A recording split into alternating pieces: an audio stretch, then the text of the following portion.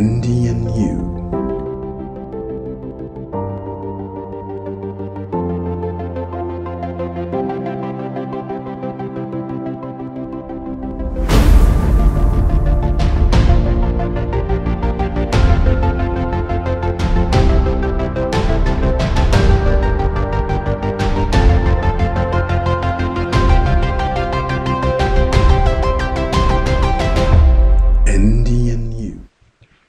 Bonjour à toi et bienvenue sur ma chaîne podcast Andy and You.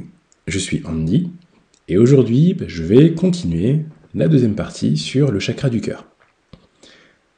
Le chakra du cœur, ou Anahata en sanskrit, représente plusieurs aspects, dont je parlais déjà la semaine dernière, qui concernent grosso modo la gratitude, l'envie de contribuer à une cause morale, la compassion, l'amitié, l'entraide, l'envie de partage, désintéressement aussi, l'altruisme, bref.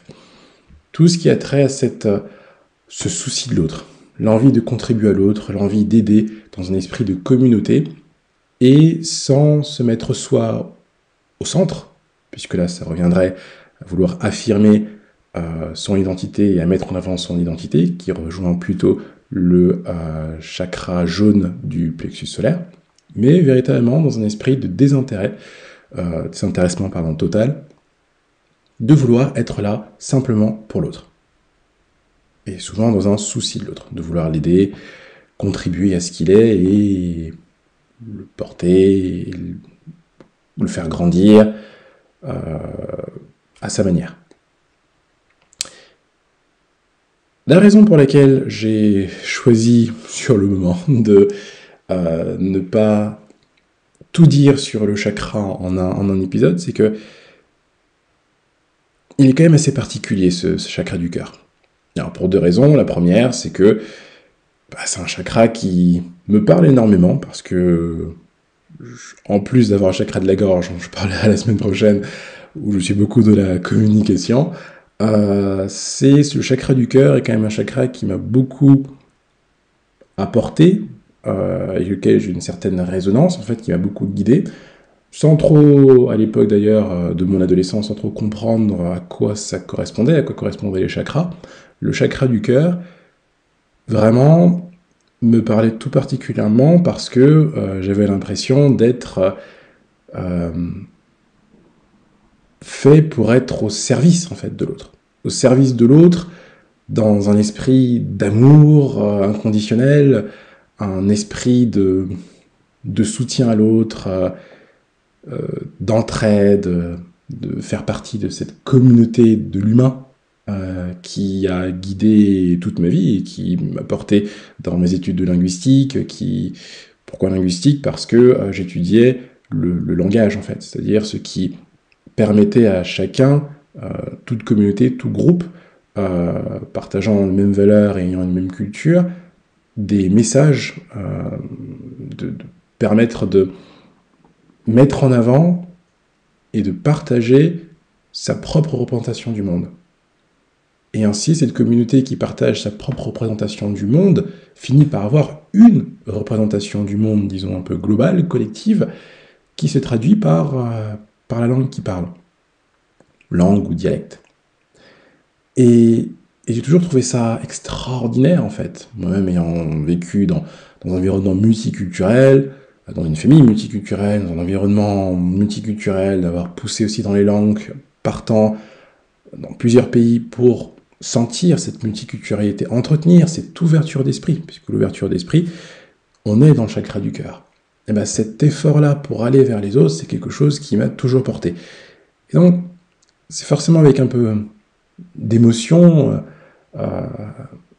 avec le biais de ma propre expérience, que je parle de ce chakra, et j'ai eu envie vraiment de mettre en avant, dans la première partie, ce chakra du cœur, à quel point on est sur le profil de l'aidant, de l'aidant engagé, qui a envie vraiment de contribuer à sa communauté, une manière aussi de vouloir contribuer au monde, mais surtout contribuer à une communauté à laquelle il se sent appartenir, qu'il a envie de faire grandir, parce qu'il prend en compte vraiment chacun de ces individus comme des êtres à part entière. Et c'est, pour moi, ma vocation. Donc c'était l'une des raisons pour lesquelles j'ai envie de parler d'abord du chakra du cœur de cette manière, vraiment séparé en deux épisodes. Et la deuxième raison, c'est que ce chakra du cœur, au-delà de cette dimension très large en fait du souci de l'autre, etc.,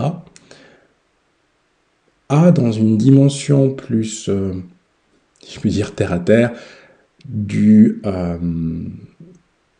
thérapeutique, c'est-à-dire d'un travail énergétique, on a besoin de s'équilibrer à ce niveau-là, eh bien on est dans une problématique qui est beaucoup plus large, c'est-à-dire que le chakra du cœur représente quelque chose d'assez particulier et qui représente bien cet aspect dont j'ai parlé la semaine dernière sur l'enfant ou l'individu qui découvre son identité, a envie de s'affirmer, trouver sa place dans le groupe, ça c'est le chakra jaune du plexus solaire, eh bien, se rendre compte à un moment donné qu'il y a autour de lui des personnes qui ont leur propre vécu, qui ont leur propre manière de l'exprimer, de le vivre, et qui va s'y intéresser.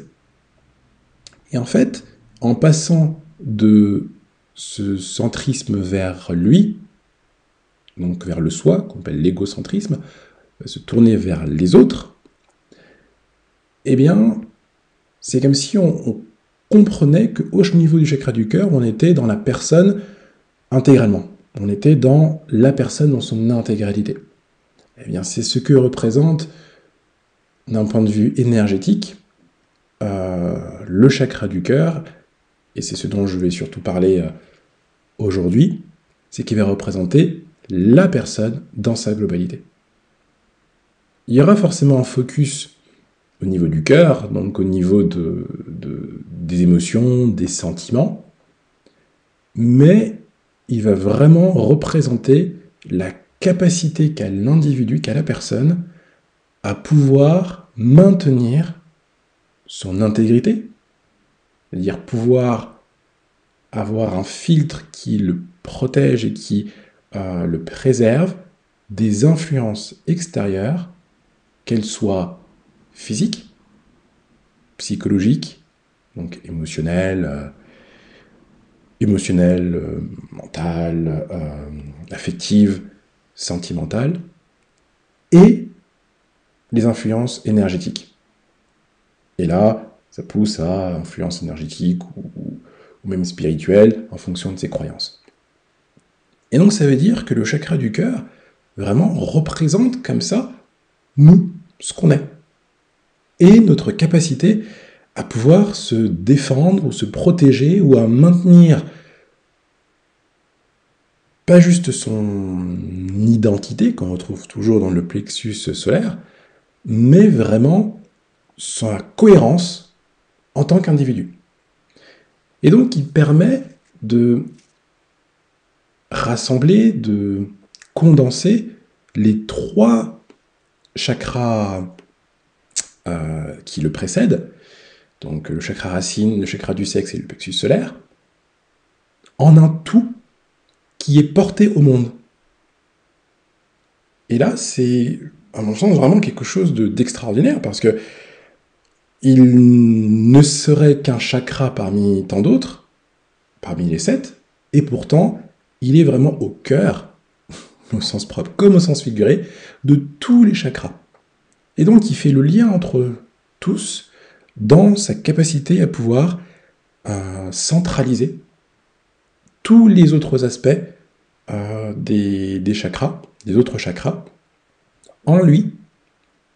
Et il ne représente pas les autres, mais il représente tous les aspects des autres chakras en lui qui constituent la personne dans son intégralité. Son expérience, son vécu, ses ressentis, ses pensées, sa manière de s'exprimer, la manière d'exprimer sa créativité, la manière de sentir sa relation au monde, sa vision du monde, son enfance, ce qu'elle a eu, bien pas assez eu pendant son enfance, ce qui est bon pour elle, ce qui est bien pour elle, etc. Tout ça est condensé dans au niveau du cœur et dans sa capacité à trouver la juste distance avec cette même dimension que porte l'autre. Et cet environnement-là, dans un environnement auquel l'autre est, enfin, dans lequel l'autre se trouve et auquel la personne est également confrontée, eh bien dans l'environnement, il y a plusieurs personnes. Et donc c'est trouver le juste équilibre entre être pas juste soi, mais porter ce qu'on porte, donc porter son expérience, face à chaque personne de l'environnement qui porte elle-même son expérience. Donc on n'est pas dans une confrontation d'ego, on est vraiment dans le fait de pouvoir maintenir, encore une fois, j'aime bien répéter cette expression, de juste distance. Je suis là où je suis, je porte ce que je porte en moi qui fait partie de moi, et toi, tu es là où tu es, et tu portes en toi ce qui fait que tu es toi, et que tu as ce qui fait partie de ton expérience. Voilà. Comme un bagage que l'on porte, mais ces bagages, pas juste ce qu'on a vécu jusqu'à aujourd'hui, c'est également tout ce qu'on vivra plus tard, et qu'on a envie de vivre. Il y a aussi nos aspirations, nos attentes, mais nos visions du monde, nos rêves, notre imagination, tout ça aussi est condensé, rassemblé dans notre personne, et c'est le chakra du cœur, c'est au chakra du cœur qu'on y accède. Voilà, c'est le chakra du cœur qui permet de déterminer si on trouve cette juste distance entre personnes. Voilà. Je ne vais pas parler de soi, c'est vraiment entre personnes dans une communauté. Et on ne se pose pas non plus la question de la place, parce que là, ça revient toujours au chakra du plexus solaire, et ni sa capacité à être soi, qui revient toujours au plexus solaire, mais vraiment au fait que, de toute façon, nous sommes qui nous sommes, tous dans cette communauté, mais chacun peut avoir des difficultés à porter finalement son expérience, à vivre son expérience, une difficulté à vivre ce qu'il vit. Et c'est ça qui est représenté par cette juste distance. Alors, je reviendrai de toute façon, mais c'est une manière un peu de poser ce cadre-là un peu magique, je trouve, du chakra du cœur, de représenter vraiment la personne et de représenter tout ce que la personne est, a, pense, ressent, projette, imagine, vit. Le chakra du cœur a, même s'il représente, on va dire, comme je disais, des autres aspects des autres chakras, il a 2 couleurs dominantes. Alors, jusque-là, il y a peu de chakras, ou en fait, quand j'y pense, je me dis qu'il y a autant de chakras qui portent plusieurs couleurs que de chakras qui n'en portent qu'une, plus ou moins. Mais il y a quand même plus qui en portent plusieurs, comme le chakra racine, qui est le premier chakra dont j'ai pu parler, et qui a 3 couleurs, le rouge, le noir et le marron. Là, le chakra du cœur porte 2 belles couleurs. La première, c'est le rose, un rose fuchsia. Bon. Je risque de faire bondir des personnes qui diraient « Mais non, le rose, ce n'est pas du fuchsia, le fuchsia, ce n'est pas du rose. » Donc je préfère sortir de la polémique, ne pas prendre parti, et dire « Oui, c'est un rose, voilà. » Mais c'est un rose plutôt flashy. On sent c'est un rose flashy, un rose bonbon. Voilà, c'est la couleur. Un rose bonbon. Et la deuxième couleur, c'est un vert. Du vert, et un vert émeraude. Ça, c'est une couleur que je trouve magnifique. D'ailleurs, j'adore ces deux couleurs. Ce rose bonbon et le vert émeraude. Alors, si on parle de je vais dire chromatologie, mais chromatothérapie, c'est-à-dire la capacité qu'ont les couleurs à pouvoir nous influencer et à nous aider notamment à pouvoir se rééquilibrer. Il peut y avoir différentes nuances de rose, comme il peut y avoir différentes nuances de vert. En fonction de ces nuances-là de rose ou de vert, on sera renvoyé à d'autres chakras ou à d'autres des précisions ou sur des aspects bien plus précis plutôt du chakra du cœur. Voilà, mais grosso modo, c'est du rose, souvent symbolisé par des roses bonbons, et du vert, souvent symbolisé par le vert émeraude. Mais ça peut être un rose plus clair, plus pâle, comme un vert plus foncé, ou plus clair, comme le vert d'eau. Voilà. Bon, bref. Dans son aspect rose, le chakra du cœur représente le cœur. Et qu'est-ce qui représente le mieux le cœur? Et on dit souvent, enfin, on parle souvent d'ailleurs de peine de cœur, c'est l'amour.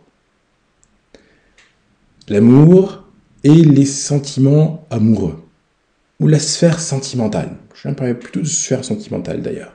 Pourquoi? Parce que cette sphère sentimentale-là implique un certain nombre de choses. Ça implique l'attention, ça implique la tendresse, ça implique la confiance.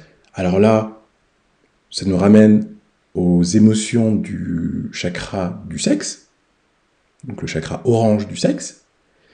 Et là, on voit bien, en fait, le fait que le chakra du cœur a cette capacité à renvoyer quand même à des aspects appartenant à d'autres chakras. Et donc, dans son aspect rose, il sera dans la sphère émotionnelle, mais plutôt la sphère affective, la sphère sentimentale. Dans la sphère affective, ce que je veux dire par affective, c'est que ça englobe les émotions et les sentiments. Voilà. Mais, plus encore, ça implique toute émotion ou sentiment qui rentre en jeu dans une relation avec quelqu'un d'autre.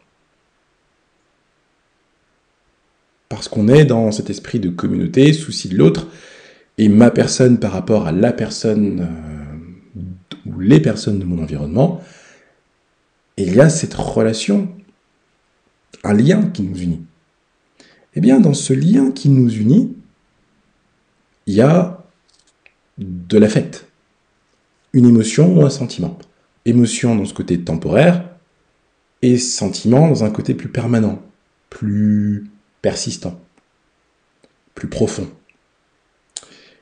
Et donc, on est par le rose dans une sphère affective, et souvent la relation la plus marquante de notre vie, et qui nous permet de fonder souvent une famille, de fonder des projets avec un autre ou une autre que soi, c'est la sphère sentimentale. Donc l'amour qu'on porte pour un autre individu, qui est de l'amour passionnel, fusionnel, l'amour tendre, l'amour platonique, etc. Enfin, l'amour.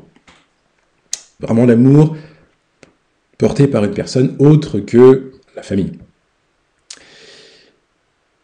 Dans son aspect vert, il va plutôt représenter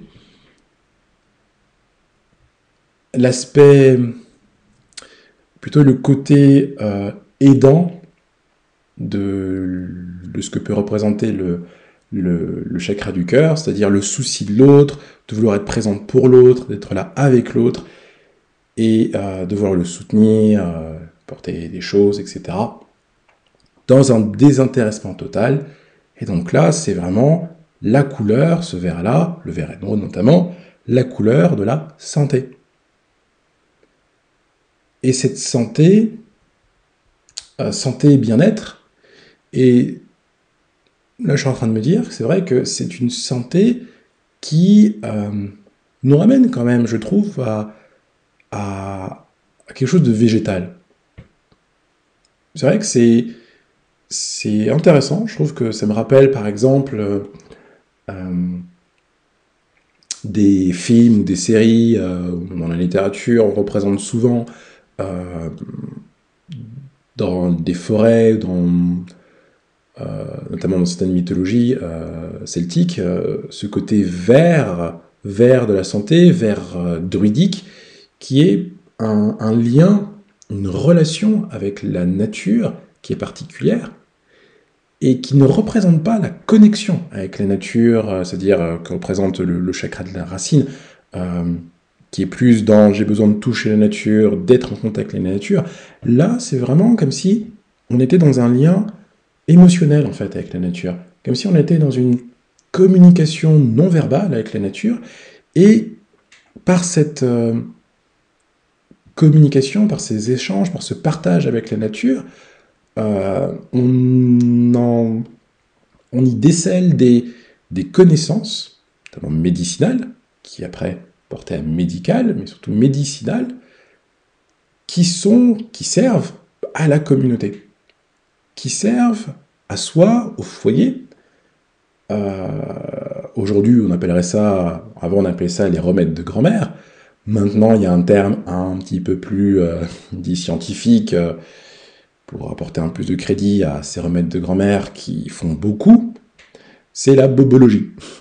Les soucis, les soucis de la vie quotidienne qui peuvent trouver réponse justement dans son quotidien, dans son espace, quand on est toujours qu'on est par exemple en nature ou en campagne, par les plantes. Le savoir de la santé, les fondements des connaissances en lien avec la santé sont médicinales et notamment phytothérapeutiques. Avec la phytothérapie, des connaissances des plantes médicinales. Et donc cette couleur verte, la couleur verte qui se voit dans justement Aude, et puis ce vert, je trouve qu'on voit notamment dans ces forêts pleines de vie, c'est quoi, plein de vie, ce vert printemps où il y a l'émergence de la vie, où il y a toute cette force de vie qui émerge. Et donc, ces plantes qui émergent au printemps, en tout cas pour une bonne partie d'entre elles, ont leur énergie qui est à leur plein potentiel. Et, et je trouve que c'est vraiment très fort et très représentatif du chakra du cœur, qui dit que voilà, c'est aussi le moment où finalement l'énergie est tournée vers les autres en fait, et tournée, c'est vraiment tout ce que nous sommes, tout ce que nous avons, tout ce qui nous représente dans notre personne, là où l'individu devient, l'individu faisant partie d'une communauté, donc oui, j'aime bien ce terme de personne, eh bien, s'exprime dans les relations avec d'autres personnes. Et cela crée toujours un groupe, une équipe, une communauté, un esprit solidaire et collectif. Et donc ce vert-là, c'est vraiment le vert de la santé, le vert des plantes médicinales, le vert de la santé, on va dire de l'hygiène de vie, du bien-être et du bien-être. Souvent ça d'ailleurs, dans ces sites de bien-être ou des personnes qui parlent de bien-être, il y a toujours cette touche de vert. Ce vert-là qui nous ramène à la nature, à notre relation à la nature, et une relation où on partage en fait, on cultive le vert, le végétal, et le végétal nous le renvoie sous forme de remède, sous forme de potions, sous forme de préparation, qui peuvent renvoyer à différents aspects de nous, et qui sont propres aux autres chakras, mais dans ce côté où la plante nous apporte à nous directement, c'est-à-dire que la personne de la plante nous apporte à nous personne, on est dans du relationnel. On est vraiment de personne à personne. On est vraiment d'entité à entité. On est d'un être qui existe à autre être qui existe. Et dans ce relationnel-là, il y a de l'affect, où il y a de la gratitude, il y a de la reconnaissance du travail, de ce qu'implique le sacrifice de soi auprès de l'autre, et qui représente le chakra du cœur, dans le chakra du cœur. On est vraiment là, pleinement dans le chakra du cœur. Donc, dans son aspect rose, sphère affective, et notamment sentimentale, dans son aspect vert, la santé médicinale, la santé primordiale, la santé primaire, originelle, qui vient par la nature, grâce à la nature, avec le partage et l'accumulation d'expériences aussi en lien avec ça, on est vraiment dans ce qui nous permet de maintenir une relation équilibrée avec les autres, avec la communauté, avec le groupe, le collectif, peu importe comment on l'appelle, c'est le relationnel. Et encore une fois, ce relationnel-là peut, sous certains aspects, renvoyer à d'autres chakras. Si on est dans le fait qu'on ait besoin d'être nourri par le groupe, d'être soutenu, on est plus dans le plexus, plus dans le chakra du cœur. Si on est la place dans le groupe, savoir qui on est dans le groupe, avoir la reconnaissance du groupe, la valorisation du groupe ou les encouragements du groupe, là on est dans le plexus solaire par exemple. Et si on est sur la stabilité ou la sécurité qu'apporte le groupe par rapport à un lieu, là ça ramène au chakra racine. Voilà. Ça pour dire en tout cas que le chakra du cœur, je trouvais extraordinaire, et c'est vrai, en disant ça, je me rends encore plus compte à quel point c'est un chakra qui me parle, puisque j'ai toujours eu cette appétence pour les plantes, et ceux qui me connaissent bien sauront que cela n'a rien d'étonnant. Voilà, en tout cas, dans ces deux aspects, il y a forcément des questions qu'on peut poser, puisque moi j'aime bien qu'on puisse se repérer. Je fais vraiment cette série sur les chakras pour que tu puisses trouver tes propres repères dans les différents aspects que j'énonce pour chaque chakra. C'est-à-dire, où est-ce que je me situe, est-ce que finalement ça me parle, est-ce que ce chakra me parle? S'il me parle, ça veut dire que j'ai quand même un lien avec ce chakra. Soit il me parle parce que je suis pleinement dans ce chakra-là, soit aujourd'hui, soit depuis toujours, soit parce que je ne suis pas du tout dans ce chakra, et je me dis, ah bon, peut-être il faudrait que je le sois, un peu plus. Donc, soit on est dans une relation équilibrée avec un chakra, soit dans une relation qui est déséquilibrée, et un déséquilibre parce qu'on est en manque de quelque chose par rapport à ce chakra-là, soit on est dans un excès de quelque chose parce qu'on aurait éventuellement mis l'accent plus sur l'un des aspects de ce chakra et pas d'autres. Donc dans le chakra du cœur, je vais pas te demander si tu te soucies des autres, parce que souvent on dirait oui je me soucie des autres. Bref, j'ai envie de dire, c'est pas forcément... Enfin, c'est une question que j'aime bien poser, mais c'est plus une manière de titiller en disant si on est tourné ou pas vers les autres. Mais la question de se soucier, ou plutôt d'être tourné vers les autres, pour moi ramène plutôt, est-ce que tu arrives à maintenir une juste distance entre ta personne, ta réalité, et la réalité des autres, ce que chacun représente et amène avec lui. Dans son aspect rose, on va dire, de ton chakra du cœur, est-ce que tu arrives, par exemple, à maintenir une juste distance émotionnelle, affective? Est-ce que tu as tendance à foncer à cœur perdu dans les problèmes, soucis des autres? Et est-ce que ça a tendance à te prendre aux tripes, par exemple? Est-ce que tu as tendance justement à aller toujours vers les autres dans cette sphère émotionnelle-là, sphère affective, sphère sentimentale, à te prendre comme ça dans les émotions et sentiments des autres, sans te protéger? Si tu arrives à te protéger, alors ça veut dire que tu es dans quelque chose de plutôt juste, de trouver la juste distance entre ta personne et les autres. Mais si tu as du mal à faire cette part des choses entre... c'est-à-dire à préserver ton intégrité, à préserver ta personne sans être, souvent dit, bouffée par les émotions des autres, alors c'est que ton chakra du cœur nécessite que tu le protèges et que tu le préserves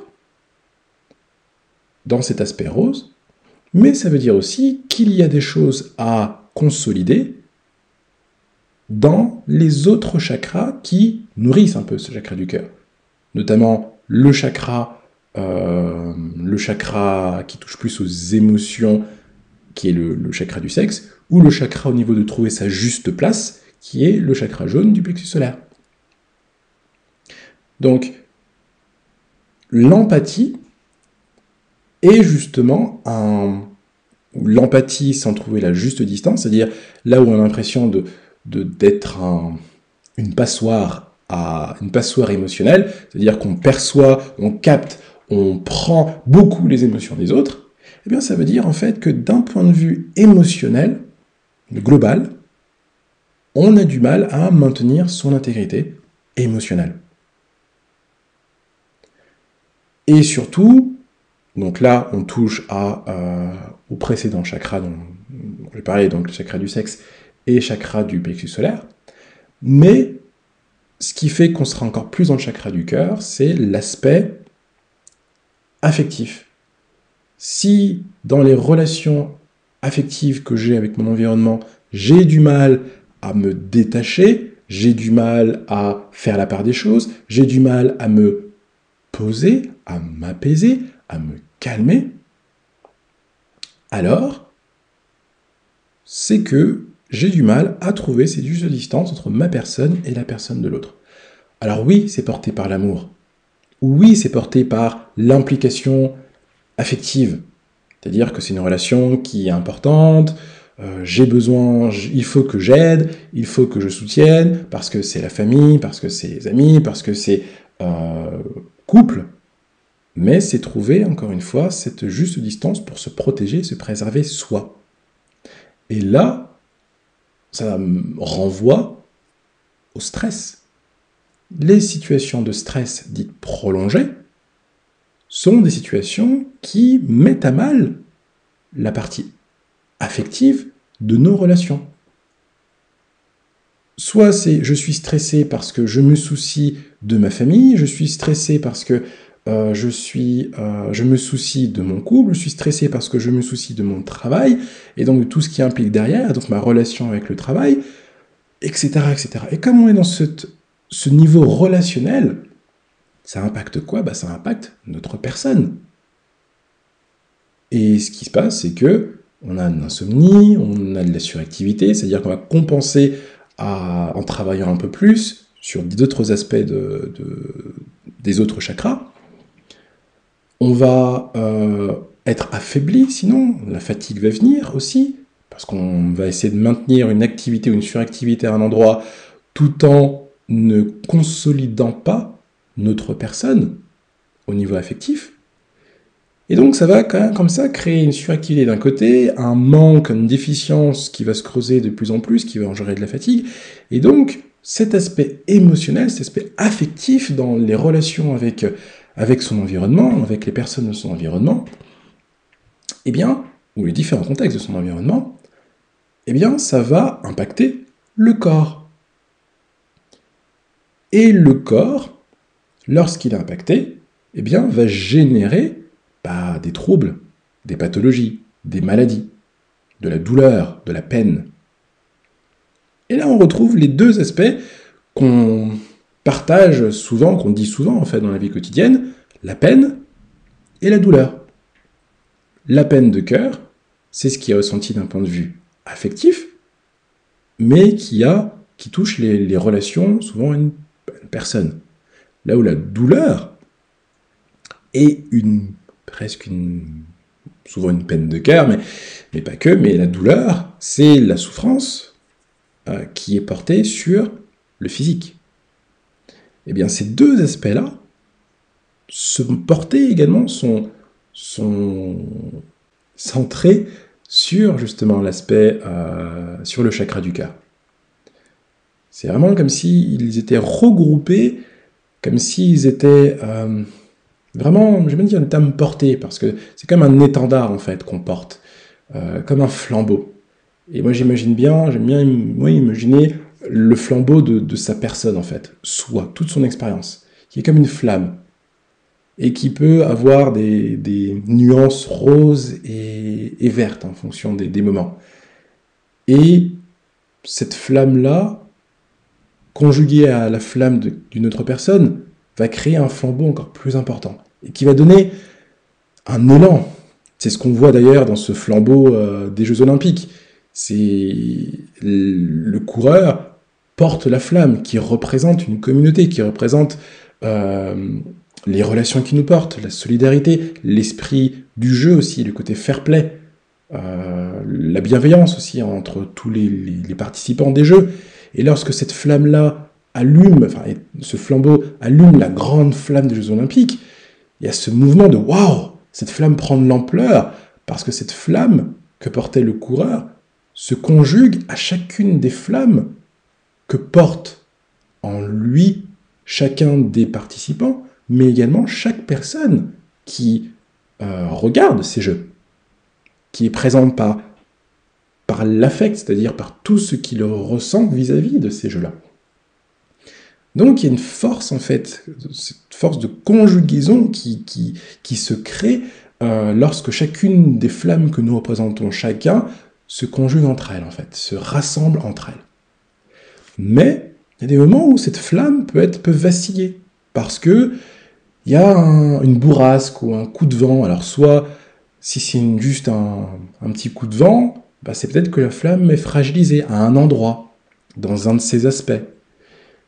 Soit c'est que véritablement il y a une tornade en fait, il y a une tornade, il y a une tempête qui est là, et là, oui, c'est normal, très souvent, pour une flamme de commencer à vaciller, voire même d'être un peu en danger. Alors si on conjugue le fait que la flamme soit en soi fragilisée par certains aspects, et en plus entourée du moins confrontée à une tempête ou à une tornade, alors ces deux phénomènes-là vont créer un aspect où on va devoir lutter face à cette tempête avec des ressources qu'on n'a peut-être pas, et donc on va puiser encore plus dans ce qu'on est, et aussi ça va craqueler les endroits où il peut y avoir des fissures, des points douloureux, des points fragilisés, qui va être encore plus fragilisés, et là c'est la panique totale. Donc le chakra du cœur représente vraiment, dans cet aspect flamme de notre vie, de tout ce qu'on est, de tout ce qu'on porte en nous, ce qui est mis à mal dans une situation de stress. Et d'ailleurs, lorsque je parlais à un moment donné des huiles essentielles à utiliser pour se calmer, j'ai parlé de l'ylang-ylang notamment, à poser dans de l'huile végétale dans une solution pour les pieds, pour un massage des pieds, mais également au niveau de la poitrine, parce que c'est la zone du cœur.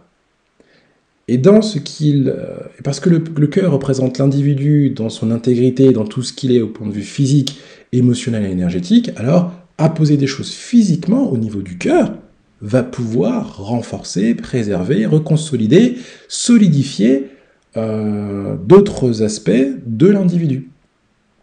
Mais le cœur va comme centraliser les effets ou les redistribuer là où il faut, dans des endroits où la personne peut avoir des points douloureux. Et là, je parle de douleur. Douleur physique, mais des points aussi douloureux dans le sens de sensible, dans le sens de émotionnellement ou affectivement délicat. Voilà. Et donc c'est pour ça que le chakra du cœur a ces deux couleurs. Le rose bonbon, et le rose dans son aspect sphère affective, qui peut engendrer de la peine, de la souffrance, et dans cet aspect vert qui va toucher la santé, l'hygiène de vie, mais surtout la santé, dans ce qui permet au corps de ne plus avoir mal lorsque la peine, lorsque la douleur apparaît.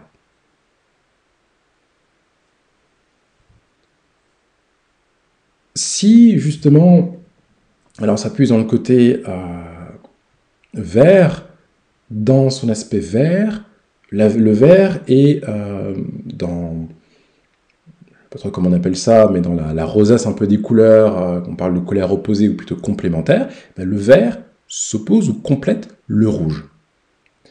Et donc, dans un aspect de suractivité, le vert est bien pour calmer, à apaiser, à ramener à une forme de tempérance, mais plus dans un souci de s'équilibrer, équilibrer au niveau de la santé. Mais cette suractivité-là, ce rouge-là, même parfois ce feu, au niveau physique, se traduit par une inflammation. Et inflammation, étymologiquement parlant en latin, signifie en flamme. C'est vraiment ça en fait, c'est le fait de mettre quelque chose en flamme, donc de brûler quelque chose. Et donc on a cette notion de feu, il y a quelque chose qui brûle quelque part à l'intérieur de nous. Et ça va créer ces douleurs vives, voilà, quand c'est bien inflammé, il y a cette douleur qui est vive, qui est perçante, ou bien quelque chose de chronique qui est présent, qui est là depuis un certain temps, mais voilà, c'est quelque chose qui est en feu. Alors on peut rajouter du vert.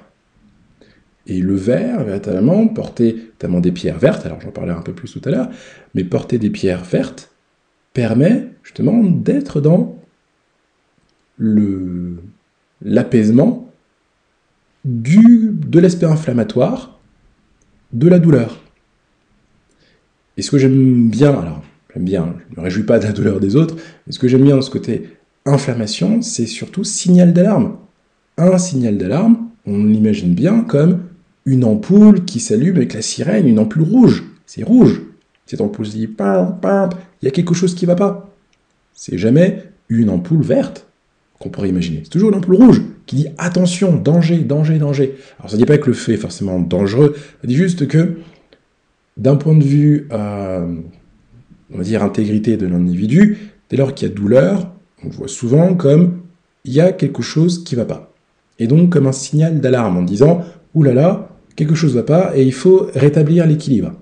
Et donc apporter du vert, donc apporter du cœur, permet souvent de faire la connexion entre quelque chose d'affectif, souvent psychologique, et à la racine, au cœur, de la douleur physique, qu'on appelle le psychosomatique.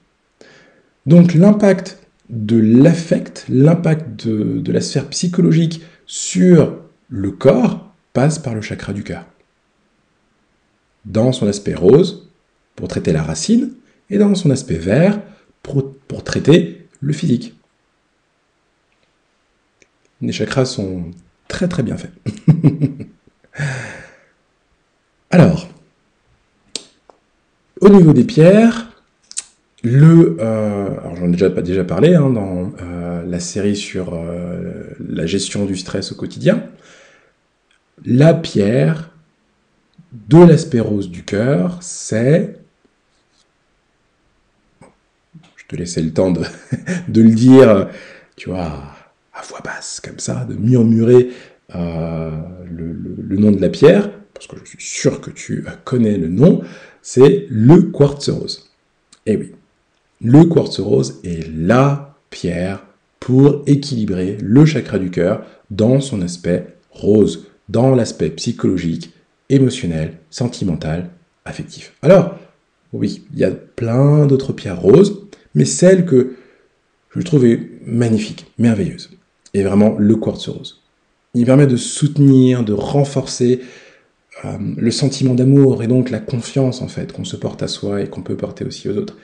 Il permet aussi d'ouvrir le cœur, c'est-à-dire de faire confiance également, je disais, aux autres, mais d'avoir envie d'engager une relation avec l'autre. Et on dit souvent, quand je me ferme à l'amour, je ferme mon cœur. Et donc, ça permet de rouvrir aussi le cœur et d'être dans un apaisement qui est doux, une douceur dans le quartz rose que j'apprécie beaucoup. Et cette douceur-là, on la retrouve dans les difficultés à dormir, dans les insomnies liées au stress. Et je vais partager l'anecdote du quartz rose posé sous son oreiller ou sur sa table de chevet, qui peut avoir un effet assommant et qui permet de dormir comme un bébé. Donc, moi, je t'encourage à tester. En tout cas, moi, j'ai testé, j'ai proposé à 2 personnes de tester, et ça a fonctionné de cette manière. C'est vraiment comme si il l'enveloppait dans un cocon rose, un cocon sucré, quelque chose de rassurant, enfin, voilà. J'adore cette pierre, elle est juste géniale. Et l'avantage que ça a aussi, dans l'aspect justement rose du chakra du cœur, c'est que il va protéger son intégrité émotionnelle, l'intégrité psychologique, il va permettre de maintenir les fondations, en fait, qui nous construisent en tant qu'individus, en convertissant les énergies négatives, notamment dans son aspect rose, donc les énergies affectives, négatives, polluantes de notre environnement, en une énergie affective, rassurante, positivante, optimisante, préservante, protectrice, au niveau de notre cœur. Donc c'est une pierre qui est juste merveilleuse. Et si tu décides de la porter en pendentif, eh bien tu peux très bien le faire. Ça va justement, comme je le disais, centraliser ses effets au niveau du cœur, mais ça va également redistribuer à d'autres endroits dans tout le corps, ou dans toute la personne, dans les endroits où on peut être fragilisé. Voilà, il va soutenir aussi, protéger, nourrir d'autres aspects en lien avec l'affect et la sphère psychique, la sphère psychologique, rattachée à d'autres chakras. Donc c'est vraiment une pierre qui est extraordinaire pour travailler sur l'aspect rose, la sphère affective, et tout ce que ça implique, que ce soit émotionnel, sentimental ou autre, psychologique, rattaché au chakra du cœur. Et dans son aspect vert, donc les pierres vertes, comme je disais, on est plus sur la santé, le lien avec le végétal, mais surtout la santé.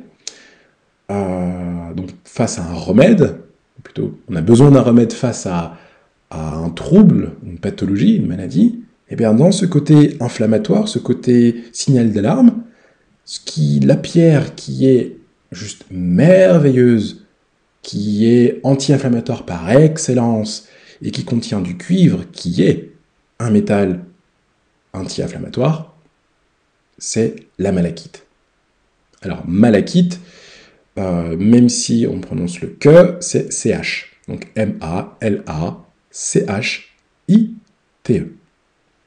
Et ce vert malachite, alors c'est pas un vert émeraude, même si l'émeraude correspond aussi à l'aspect vert du chakra du cœur. Mais dans un aspect plutôt lié à, comme je disais, à la santé, au bien-être du corps, et dans l'apaisement souvent de la douleur, parce qu'on s'intéresse souvent à notre corps que lorsqu'on a mal, malheureusement. Donc dans cet aspect-là, c'est vraiment la malachite qui est extraordinaire. Il suffit de la poser à l'endroit où on a mal, n'importe où au niveau du corps, et elle va diffuser ses propriétés d'apaisement, anti-inflammatoire, mais d'apaisement, de soutien, toujours au niveau du corps, face à de la douleur, face à de la souffrance, face à une maladie, face à un trouble. Elle va vraiment calmer la douleur, traiter la douleur. Et être aussi en appui avec d'autres pierres aussi, lorsque c'est localisé, et donc lorsque c'est lié à d'autres chakras, par exemple. Et ce que j'aime beaucoup avec cette pierre, avec la malachite, lorsqu'elle est portée en pendentif, c'est qu'encore une fois, quand elle est portée en pendentif, c'est-à-dire qu'elle est portée autour du cou avec la pierre qui touche la sphère de la poitrine, eh bien, elle va diffuser, peu importe l'endroit où se trouve la maladie, elle va diffuser ces ondes thérapeutiques, apaisantes, antalgiques, c'est-à-dire contre la douleur, dans tout le corps. Et donc là, le cœur, encore une fois, centralise des propriétés qui vont se redistribuer dans tout le corps. Donc on est toujours dans le maintien d'une intégrité, dans un aspect, souvent une cause qui est émotionnelle, affective, sentimentale, face à une conséquence qui est souvent physique. Et là, le chakra du cœur permet de toucher ça. Voilà, on est vraiment dans quelque chose de, à mon sens, très concret, qui nous touche toujours dans notre quotidien, puisqu'on est toujours dans le relationnel, en fait, avec les autres. On est toujours en échange perpétuel avec le monde, qui passe par les individus dans la communauté à laquelle on appartient. Et ce cœur-là est souvent mis à mal. Souvent, très souvent mis à mal. Donc, que ce soit dans un aspect rose, à porter du rose, ou à utiliser le quartz rose, ou dans son aspect vert, à porter du vert, ou à utiliser la malachite, on est dans un soutien de son intégrité affective et physique. Voilà, en lien avec la santé. Et comme la nature est vraiment très très bien faite, le chakra du cœur peut être équilibré dans ces deux aspects, rose et vert, en même temps, grâce à une pierre qui est juste aussi extraordinaire, parce qu'elle a les deux couleurs. Elle est à la fois rose et verte. Oui, oui, c'est possible. Dans un bout de, voilà, elle est souvent sous forme de bâtonnet, il y a un aspect, il y a un côté qui est rose et un autre qui est vert. Voilà. Et ça s'appelle la tourmaline melon d'eau. Melon et un melon qui est d'eau. Et c'est une pierre qui est, je trouve, très jolie et magnifique. Et donc elle permet, si on a besoin, dans une situation de stress, justement, d'équilibrer son aspect rose et l'aspect vert, parce que ça touche à la fois le relationnel et ça peut impacter aussi le corps, eh bien, on équilibre comme ça ces deux aspects. Le rose et le vert grâce à la tourmaline, melon d'eau. Voilà. Et encore une fois, parce que la nature est très bien faite, si on a envie de travailler sur des aspects bien particuliers de soi, connaissance de soi, compréhension de soi, ou travailler sur son insécurité, travailler sur le fait de vouloir se protéger de certaines influences, bien plus, disons, plus terre-à-terre, ou à l'inverse, très spirituel, eh bien, on peut porter en pendentif tout type de pierre qui, en touchant la poitrine, donc le chakra, la localisation du chakra du cœur, va diffuser dans son intégrité, dans tout son corps, dans toutes ses sphères, en fait, les propriétés de la pierre qu'on aura choisie, et qui va ainsi se redistribuer là où il faut, dans tout le corps.